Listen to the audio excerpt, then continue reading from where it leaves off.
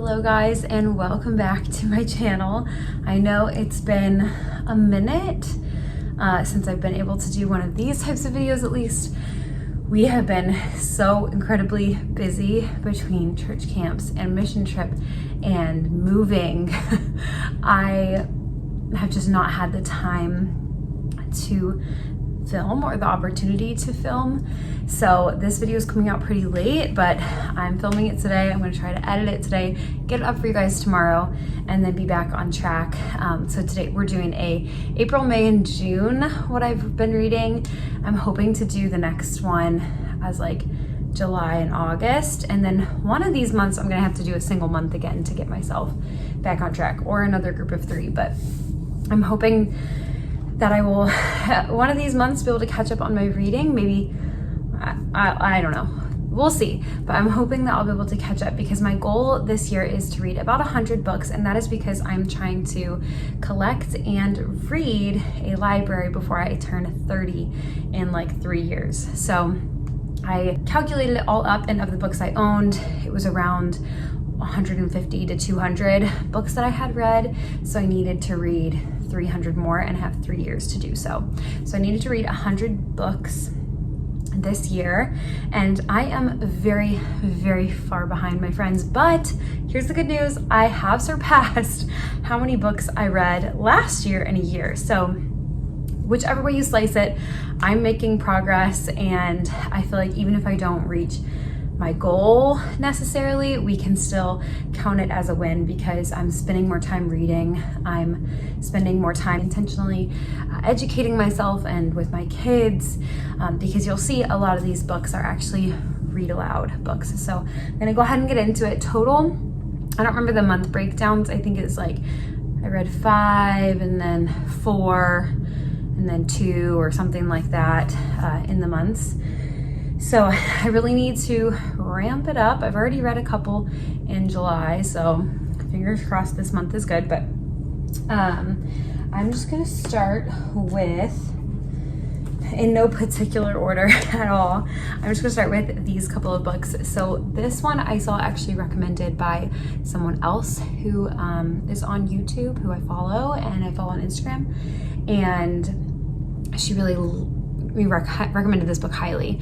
I did enjoy it. I feel like if you're a stay-at-home mom, it's very encouraging, and it reminds you of the power of the purpose of your life, spending it rearing your children and taking care of your household. It's, you know, and it's a very good book for that purpose. I do think at times it gets into like a little bit of a territory where it's like, if you're not a stay-at-home mom, you're not as good of a mom. And I feel like the way it was presented maybe wasn't always the best way to do it. Although, you know, I have chosen this life because I believe it's the best for my kids and my family. I chose it before I had kids. I knew that I was going to be a stay-at-home mom. So it's not like I was like, oh, my kids needed me to stay home. No, I was studying to be an occupational therapist. I had to take child psychology classes in college, and a lot of the things that I found were basically like your kids were more mentally, socially, physically, and spiritually healthy. They were just all around better children, happier children, less likely to commit crimes, more likely to go on and be successful in every aspect of life, like correlated to how much time they spent with their parents. And so that on top of my husband being homeschooled by his mom, and his mom and dad both worked from home flexible hours for most of his life. And so he really benefited from that. So I do believe like everything in this book is true. It just maybe is not necessarily presented the best. So if you are a working mom, you are out of the home, just know that if I had written this book, I wouldn't have written it necessarily this way, but I do feel like the information is good, and hopefully you would find it encouraging to stay at home with your kids and be their main educational and spiritual influence, rather than letting the world do that, or, you know, however it is in your home. Overall, I did enjoy that book. yeah, it's just kind of a lot of like people's opinions where they like write a spiritual based book, but it's like their opinion. It often, I feel that way, where it's like, it was good, but there was these few points, but it's just a difference of opinion and we're all entitled to it. So, you know, whatever. And then this is actually like a study, a Bible study that I did with my husband. It's called Waiting for Hope, a study on the book of Malachi. We literally did this whole thing in January. We had like 2 days to do. And so we just finished them up back in like May or something, so that I could mark this one off my list. I really enjoyed this. Again, they shared some things in the book, some perspectives and things that were opinion based, that didn't come, you know, straight out of the Bible. They have some different beliefs maybe about some things than I do, but in general, like it was pretty neutral information that is shared. It's not like highly opinionated, and a lot of it is just like question prompts, and I did quite enjoy a few of them. Also, it's just really beautifully done. And actually this was given to me by our adoption agency. Yeah, it's like was supposed to encourage us like in our waiting period. So right around the time we finished this book, actually we got our son, so that was really cool. And then this was actually like a men and women's study, and so my husband had the exact same one. The content was the same, but it looked different. The pictures, I guess, were supposed to be a little bit more manly, but it was just as aesthetic. And we actually ended up ordering another study guide from them that we just haven't actually started yet. And I don't remember even what it was on, but hopefully we will start that soon now that we're settled back down a little bit. So next I'm going to talk about the read alouds I've been doing with my daughter. She is loving this, and I don't know if I just ended up waiting for a really good time to do this, because she is really ready for it. These obviously aren't really picture books, but she enjoys listening to them, and she will ask me to read them to her. So I don't know if I just ended up picking a good time to do it, or if doing these read alouds have like improved her attention span and her love for books, and like she tolerates it more. I don't know which came first, or if it just like all kind of aligned at the same time. But this is one of the ones that we've been doing a read aloud. I got a few of the American Girl books, these kind of smaller ones. They have like other ones that are like big regular chapter books, but we got a few of these, and she did like this, but not as much as the Magic Tree House books, which I'll talk about next. I thought this one was really cute. It's just a little bit of a slower storyline than the Magic Tree House ones, I feel like, but I really enjoyed reading this. I didn't really read these that much as a kid, if at all. This wasn't really my thing, so it's kind of funny to see that like these books that I absolutely loved, my daughter also loves, versus these that I didn't really give a chance, and she also didn't really give a chance. So I don't know how much of that is like, you know, nature versus nurture, but I, now in my older age, I did actually enjoy reading that, and we have a few more of them, and I'm looking forward to trying those with her again. So then we have the Magic Tree House. In the past 3 months, we've read number 4, Pirates Past Noon, number 12, Polar Bears Past Bedtime, number 10, Ghost Town at Sundown, number 3, Mummies in the Morning, and number 47, Abe Lincoln at Last. So we obviously do not read them in order, although the storyline actually, like there is a through line, so reading them in order can actually be really helpful. But I love these books. I love these stories. I really enjoy learning about history. I think that's kind of like maybe why I was drawn to them, or maybe that's where the love of this started, because I remember being in like the 2nd grade and being obsessed with these books. And now I am on like a hunt to find them like at secondhand shops. I always get them at the thrift store for $1 or $2, and when I go to half price books, most of them are like $3 or $2.50, and I try to get the ones that are less than that. But if you could find them at the thrift store, they're usually only like 50 cents or $1, depending on the thrift store you find them at. And then actually I was posting about them so much on Instagram that a girl that I'm friends with who is in high school, she still lives at her childhood home, obviously, and she was like, hey, I have like 20 of those books, can I give them to you? So now we have almost the whole set, and I received a ton of them for free. And we have a few duplicates, but that's totally okay because our books get a lot of love and a lot of wear and tear, so I don't think some duplicates is a bad thing necessary, especially for books that are so beloved in our home already. But there are a few that are missing here and there. So now it's kind of like a fun scavenger hunt to find the missing ones. And also a funny story is we got her a Yoto player a couple years ago, and last year for Christmas she got some Magic Tree House stories, and so she was not really tolerating those. Like, she would listen to them while she was eating or something, but it was like she wasn't really paying attention to them. She was just doing other stuff and it was on in the background. But then ever since I've been reading them aloud, we took a couple months off of doing the Yoto player because it was one of the first things I packed. So I've gotten it back out at the new house, and in the meantime we've been starting these read alouds, and now she really enjoys listening to the ones on her Yoto player, which is nice because sometimes I'm like, I can't read it to you right now, but if you want to go listen to a story, you can go listen to it on the Yoto player. And we don't just have Magic Tree House, we also have the Chronicles of Narnia, some Beatrix Potter stuff, and I think another couple really good ones.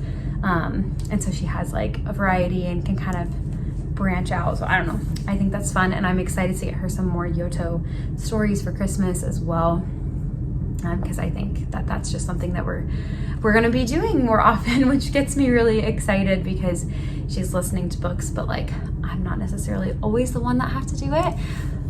But it is really good, I think, to have those times to do the read aloud together. It's been really sweet moments.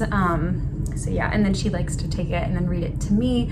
And it's so funny how much she retains. Like, she knew the characters were Jack and Annie.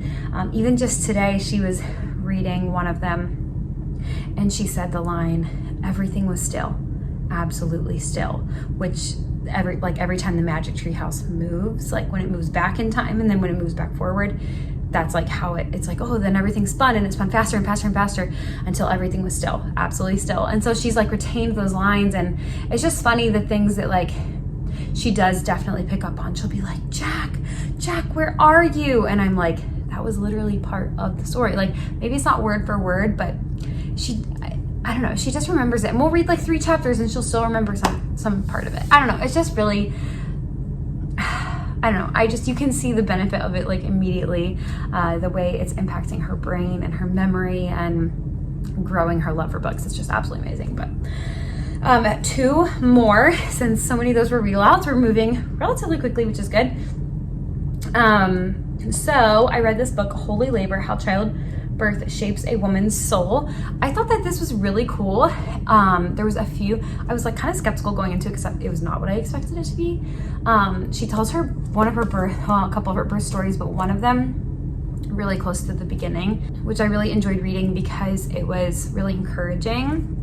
You love reading encouraging birth stories when you're pregnant, which I actually read a book in my first pregnancy that I really, really loved, that I'm gonna try to revisit if I can, but with this goal of like reading all of these books, most of them have to be books I've never read before, which is kind of the tricky thing about it, but I'm gonna see if I can at least revisit a few chapters of it. It's literally just like a collection of this midwife like telling you stories about like when she delivered babies and stuff, I don't know.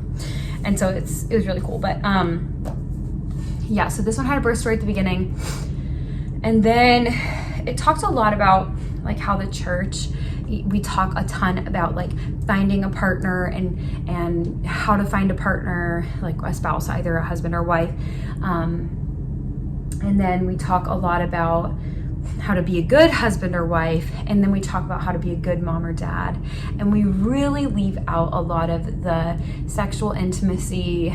I mean, sometimes it gets roped in, but not a ton, and not from like our parents' generation, like that Gen X. It's kind of more the millennials, and especially like the younger millennials that I feel like are more normalizing in the church, talking about like intimacy and sex. And so it was like, yeah, we don't talk tons about intimacy and sex, but we talk even less about pregnancy and delivery. So it's like we just skip this whole period. It's like, okay, like be a good husband and wife, and this is what, you know, you need to, your sex life should kind of be like, and this is what your parental life should look like. And it's like, okay, but how, you know, you're skipping a step. And I think, you know, the church is so patriarchal, whatever, that a lot of men obviously just have not experienced it, and they maybe don't feel the need to talk about it. They don't see necessarily the importance of it. And so it was very cool to see her draw out scripture. And it wasn't in like some weird, like, I don't know, like women are, oh my gosh, women are just so amazing. In fact, she actually kind of addresses that. She's like, I'm not talking about finding your inner goddess or your birth, you know, goddess or whatever. Like, I'm not talking about that. Like, I'm talking about the scripture and like how God talks about childbirth, and he uses it as analogies. Like, he talks about women in labor pains. He'll say like, oh, they cried out like a woman in the throes of labor and stuff like that. And so it was really cool to see like the through line. Again, though, similar to that first book I talked about, I think there were moments of like, we said multiple times, okay, with our mouth, right? In the book, I mean with our pen, but you know what I mean? It doesn't matter if you have a natural birth, if you have an epidural, if you have a C-section, like none of that matters. You know, you're like, it's all just as good as the other. But then she would say things that totally alluded to the fact that she thought the less interventions and the more natural, the better. Like, oh, they're all just as good. But also don't let the world convince you that you need to numb yourself to the labor pains. You know, like, you can totally be strong and do what God intended and have a natural birth. It's like, okay, so you're saying it's not better, but like, then you're alluding to the fact that like, this is what God would have you do. And it's bad to cut yourself off from the pain and the emotions of it. And like, you know, if you have a natural birth, you can listen to your body's cues. And, you know, so it's like, you can't really have it both ways. It's obvious, like, she didn't want to outwardly like shame people, but inwardly, I believe that she thinks one is better than the other. And again, I actually agree with a lot of the things that she was saying. I had an epidural with my first one. I want to try to have a natural birth with this one, but if I don't, that's totally okay. Like, the only reason I don't really want a C-section is because I don't really want to deal with like the aftermath of the C-section.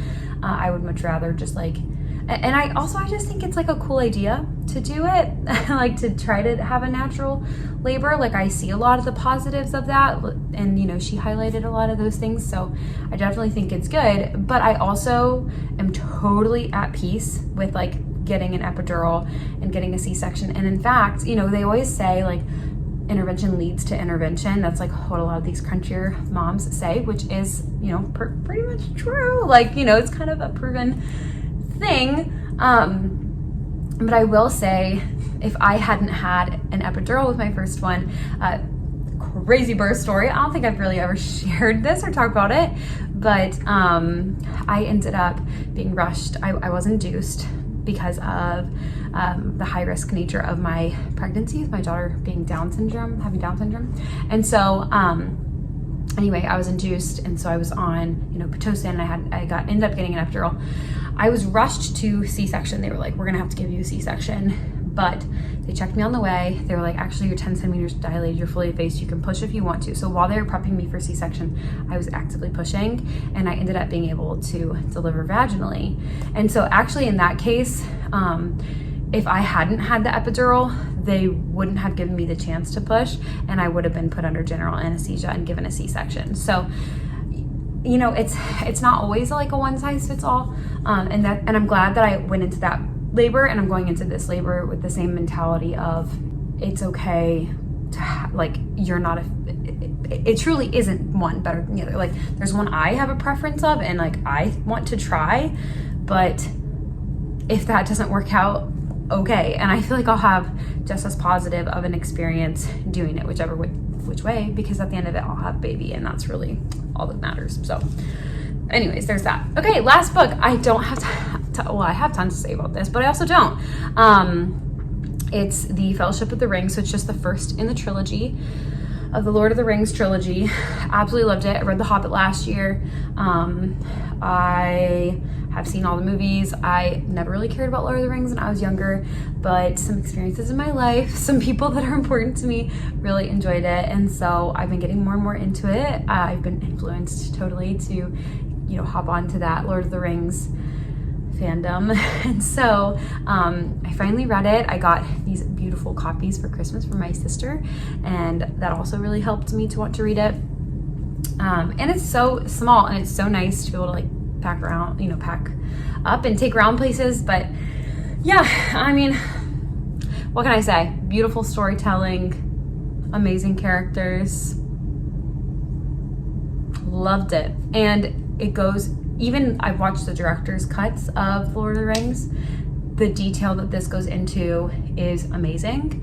And I thought that the movie of The Hobbit and the book of The Hobbit were, now I know this is controversial, I thought that they were pretty closely aligned. Like the things that the movie left out, I didn't think were that important. The things that it added, I thought were cool.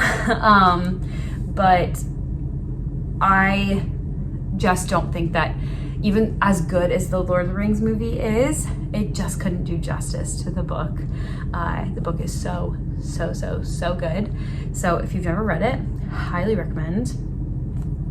And that's honestly really all I can say about that. So that is what I have been reading, and I'm really excited to share with you over the next month, probably 2 months, what I'm reading, because some of the books that I'm reading now, I'm just really excited to share and talk about. So thank you guys so much. Be sure to catch up with my other videos that explain my reading goal as well as what I've been reading so far this year.